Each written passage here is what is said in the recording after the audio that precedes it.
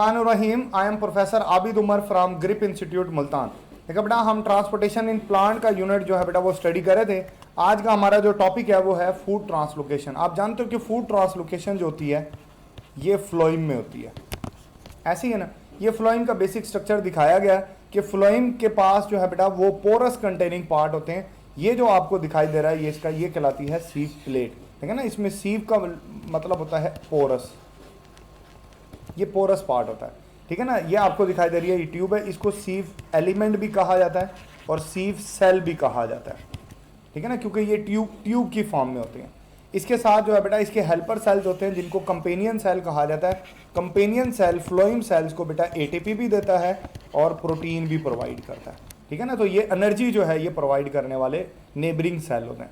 अच्छा, अब basically food की जो मूवमेंट होती है बेटा वो हमेशा area of preparation, area of synthesis से एरिया ऑफ स्टोरेज या एरिया ऑफ यूजेज तक होती है। मतलब जहां पर फूड बनती है उसको सोर्स कहा जाता है और जहां पर फूड यूज होती है उसको सिंक कहा जाता है। और ये वाया फ्लोइम जो है बेटा ये सोर्स टू सिंक की तरफ जो है ये मूव करती है। सोर्स से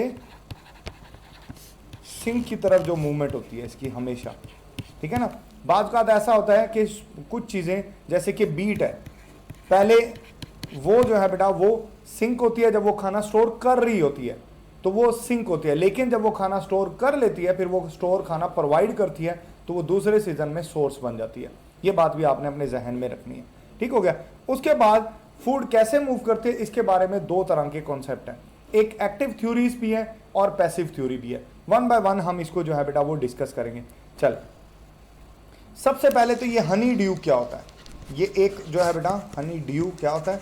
हनी ड्यू बेसिकली जो है बेटा फ्लोइम की कंपोजिशन जानने के लिए, फ्लोइम कंपोजिशन क्या होती है इसको देखा जाता है।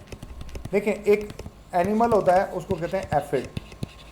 एफिड जो है आप जानते हो कि ये एक फ्लोइम फीडर है, आपने पढ़ा है ये फ्लोइम फीडर है। ये फ्लोइम को बेटा फीड करता है, पंचर करता है। इसके पास एक स्पेशल स्ट्रक्चर होता है उसको स्टाइलिड कहते हैं। स्टाइलिड से ये पंक्चर करेगा फ्लोइम को, ठीक है। और जो है वहां से जो है बेटा जो लिक्विड लीक होता है ये उसको ड्रिंक करता है। फिर इसकी टेल से जो है जो लिक्विड निकलता है, इसकी टेल से जो लिक्विड जो है बेटा वो रिलीज होगा उसको हनी ड्यू कहा जाता है। This will call Honey due, ये आपने याद है। अब हनी ड्यू की जो कंपोजिशन है ना, ड्यू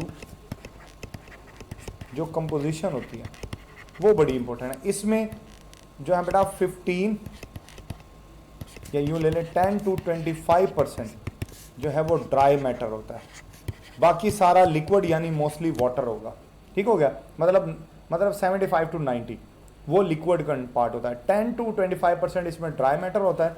इसमें 90% जो है बेटा वो अगर आप देखोगे ना 90% इसके अंदर जो है, बल्कि 99% जो है वो इसके अंदर जो है बेटा वो सक्रोज होता है इसका, और 1% जो होता है वो इसमें नाइट्रोजनस वेस्ट होगा। ये कंपोजिशन होती है इसकी, ठीक हो गया। चल आगे चलते हैं नेक्स्ट। अब ये फ्लोइम के अंदर मूवमेंट कैसे होती है, जैसे कि अभी मैंने आपको कहा कि बेटा इसमें दो तरह की थ्योरीज हैं, एक एक्टिव थ्योरी है और पैसिव थ्योरी है। पैसिव थ्योरी जो है बेटा में जो पहली थ्योरी है वो है, इसको ज़रा हम डिटेल से पढ़ेंगे, वो है डिफियन।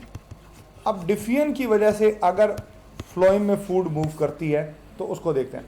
देखो बेटा जो मूवमेंट हमें रिक्वायर्ड होती है वो मूवमेंट रिक्वायर्ड होती है 1 मीटर पर आवर, कि 1 घंटे के अंदर जो मूवमेंट हो वो 1 मीटर एटलीस्ट हो। लेकिन अगर डिफियन को कंट्रीब्यूटिंग फोर्स कहा जाता है तो ये 1 मीटर का जो डिस्टेंस है वो 8 ईयर्स में तय करता है। इसका मतलब ये एक्चुअल फोर्स है ही नहीं, क्योंकि ये बहुत स्लो है, ठीक है ना। यहाँ बंडल शीट सेल, फिर जो है बेटा वो पहले मीजोफिल सेल में मूवमेंट होती है ना, इस तरीके से मीजोफिल सेल होते हैं, फिर बंडल शीट सेल होते हैं, फिर कंपेनियन सेल आते हैं और फाइनली फ्लोइम आ जाता है, ठीक है ना। ये मीजोफिल सेल होते हैं,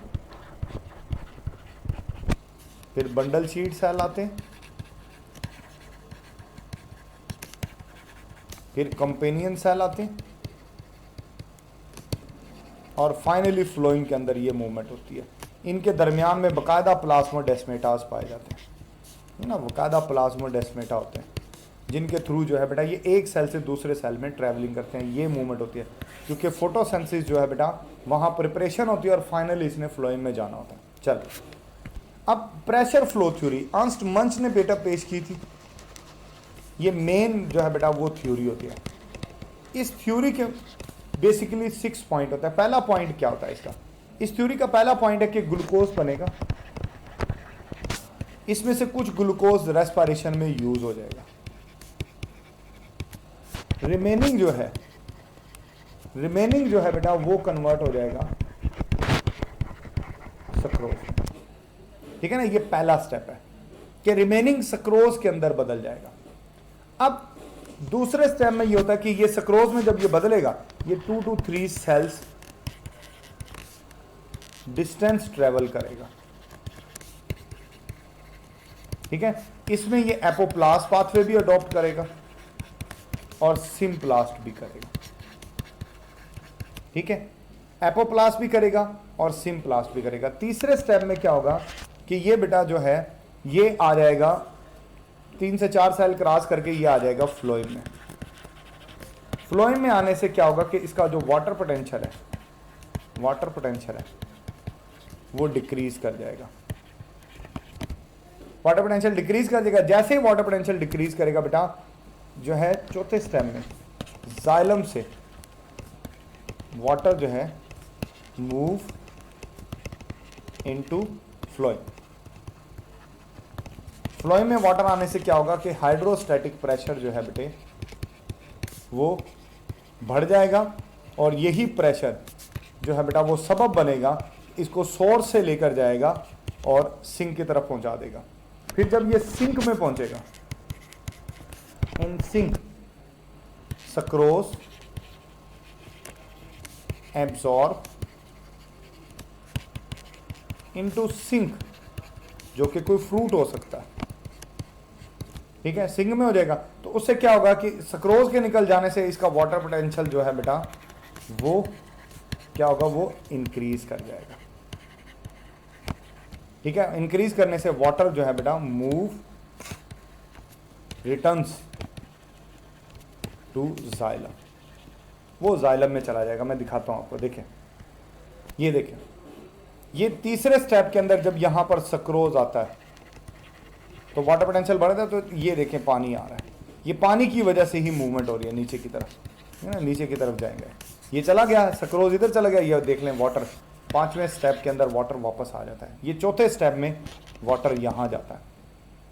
ठीक हो गया, 5वें स्टेप में ये वापस आ जाएगा जाइलम में और फिर पानी अपनी मंजिल को चल पड़ेगा। ठीक है ना, मतलब वाटर की वजह से ये जो है ये मूवमेंट होती है। छठे स्टेप में बेटा 6 स्टेप में ये बताया गया है कि ये जो प्लेट होती है,